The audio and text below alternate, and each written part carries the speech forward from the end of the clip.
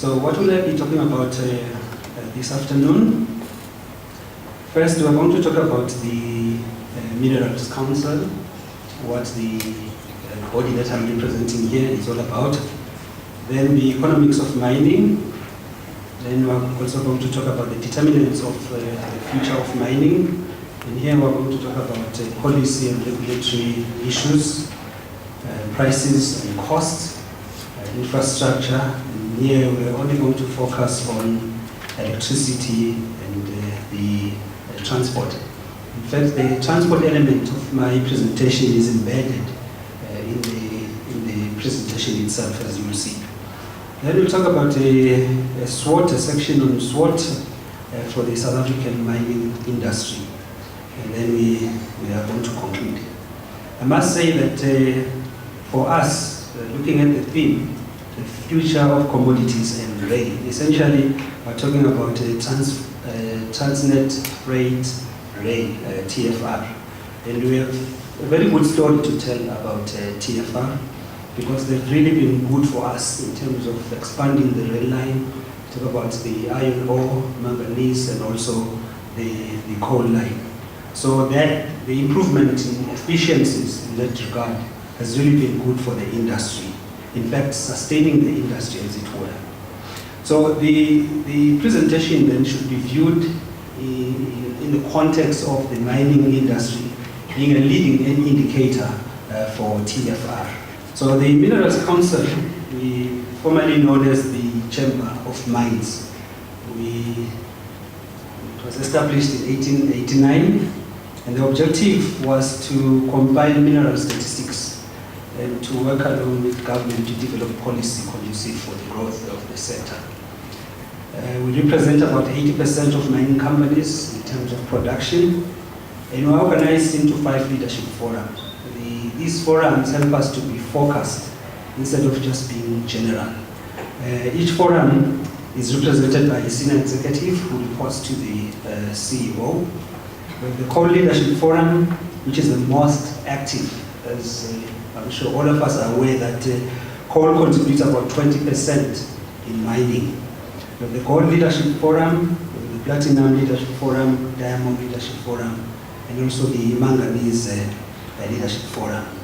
Perhaps just to look at the blue box here, this is indicative of the decline of the mining sector. In the 1980s, the Chamber of Mines then used to employ more than 5,000 people. Now we employ about less than 65 people. So it just shows as well that the industry indeed has been declining. We're now going to talk about the economics of mining, the relevance of mining. Why is it important? We employ about 460 people, 465 people, which represents about 6.1% in terms of private and non-agriculture employment. Also in GDP terms, we contribute just about 7%. We contribute 93 billion in terms of fixed investment, making up 18.2% of private fixed investment. And you'll notice that without the mining sector, in fact, there will be very little forex in the country. We export about 308 billion, that is 2017 statistics, and this represented 27% of South Africa's export book. So we are very valuable forex earners for the economy. We pay about 7.5 billion in royalties and 16 billion rands in terms of taxes. This picture basically tells what has been happening in the mining industry over the years. If you look at, we've used 2008 as the reference point. Most of the industries in the sector have been shedding jobs, and not just one or two, jobs in the thousands. And cumulatively, the number of people that were employed in 2008, you compare that with 2017, the decline is about 53,000 people that have lost their jobs. So that is massive. So as I discuss this, as I make this presentation, we also have to look at the constraints that I'll be presenting and how the parties that are involved, particularly on the government side, how they can assist in growing the mining industry. Because there is potential. In fact, the amount of reserves that are in the country is about 30 trillion rands, and coal alone is about 6.4 trillion rands. So we have the resource. What has been constraining or what has been hindering growth in the sector is mainly policy issues. And here, this just shows our contribution to government revenue, and we are comparing that in terms of to corporate income tax. Corporate income tax on its own, we pay about 15%. That was in 2017. But if you add royalties, we are 21%. If you add, this was an exercise that we did for the mining charter. The mining charter was proposing that there was going to be a 1% of EBITDA, which was going to be essentially a tax. If that were to be added, we're happy that it hasn't been added in the draft that is now out. It was going to raise our tax burden to 36% of total CIT. So we're now going to look at the determinants of the future of mining. I want to talk about policy and regulatory issues. We did an exercise because sometimes members of the public believe that we are just all talk. We do not have the evidence to support our statements. When we say that there are policy and regulatory constraints, we really mean that. This exercise, this slide here, shows an exercise that we did, just comparing the performance of resource indices in major mining jurisdictions. We have the JSE, which is domestic, and Australia, and also Canada. When you look at the performance of the resource index in the JSE, in a 10-year period, which is up to 2017, it declined by 44%. Yet in Australia, the decline was 4%, in Toronto, it was about 5%. So the issue is this: we have the resource, the issue is policy and regulatory uncertainty or constraints. So our conclusion then is that the performance of the JSE resource index indicates lingering concerns relating to regulatory and policy uncertainty. Indeed, I must say that we are happy that the mining charter now as published has actually addressed most of our concerns. And investment has been subdued for the past 10 years because of this uncertainty.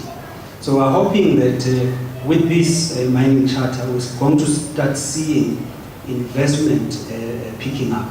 And when the sector grows, so does the Transnet freight rail, which is it's good news for them, as it were. So we also did an exercise. There is also a proposed carbon tax policy. So trying to influence the National Treasury on the impact of that this tax will have on the mining sector. We did an exercise, a modeling, where we show that in fact, on a cumulative basis, if this tax were introduced in the year 2000, cumulatively on average, the sector would have shrunk by 4 billion rands. This is in real terms. So that is massive. In terms of job losses would average 4.5 jobs lost annually because of the carbon tax. The next one, we're going to talk about costs. Costs are very important for us. You know, a slight shift or increase in cost makes a mine to close. Some operations, to give you an example, Pan African shed about 1,800 jobs 5 months ago. And the reason was the strength of the rand-dollar exchange rate. Now we know it is weak, but you can imagine that just a small shift, volatility in the exchange rate market, results in the closure of some operations. So costs are very important to us. So as we close, it also affects other industries or other players in the economy. So here then I present costs. This is just the mining sector overall. These are top 5 input costs. And we see transport and storage makes about 12.3% of the total costs in this sector, and that's the equivalent of 70.7 billion. But you also have electricity. We've been complaining about electricity for a long time now, in terms of supply or its availability, but also in terms of the increases, annual increases that have been happening. So we also have the biggest chunk of cost is remuneration of labor, which is compensation of labor. In 2017, the sector paid 151 billion rands to employees. Then I unpacked this in terms of the industries. Most of the industries that I present here are those whose costs are major cost item is transport and storage. We have coal at 22.5%. That's the equivalent of 30 billion rands. We have iron ore, 16%, even though iron ore is small in relation to the coal industry, but that transport and storage costs are a major cost item.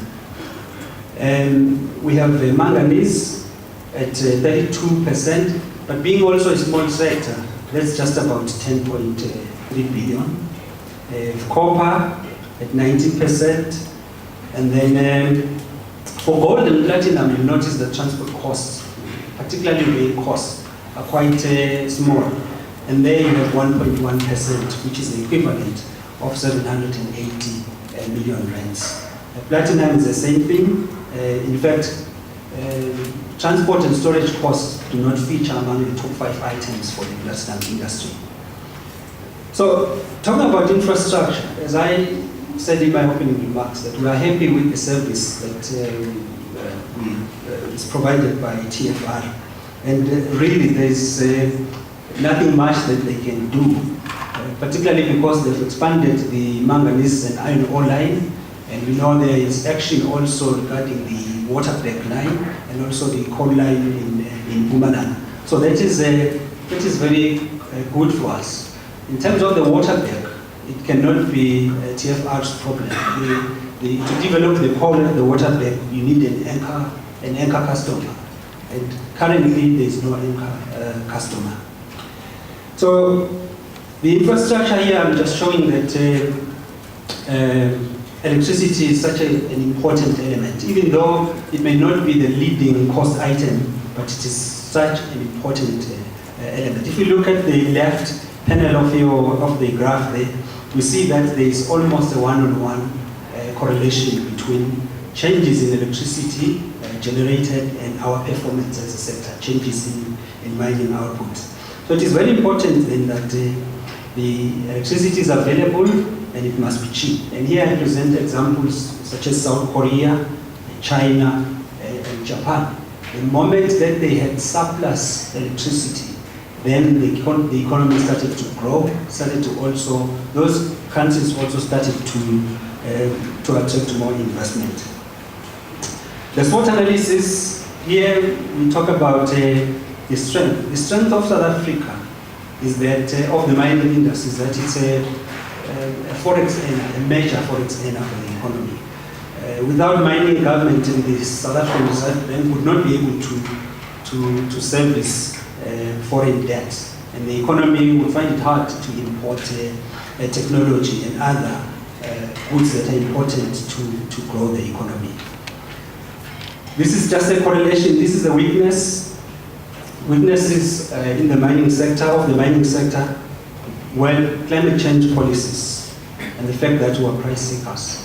You notice that I talk about the IRP. It's a very big concern for us as the Minerals Council, because it has excluded coal. In fact, post 2030, coal will not be there, and this will almost certainly affect the performance of the TFR, because as I said, you need an anchored domestic economy in order to have this to have the rail infrastructure being developed. Some people argue that no, we'll start exporting, but the exporters as well, they need a domestic anchor economy.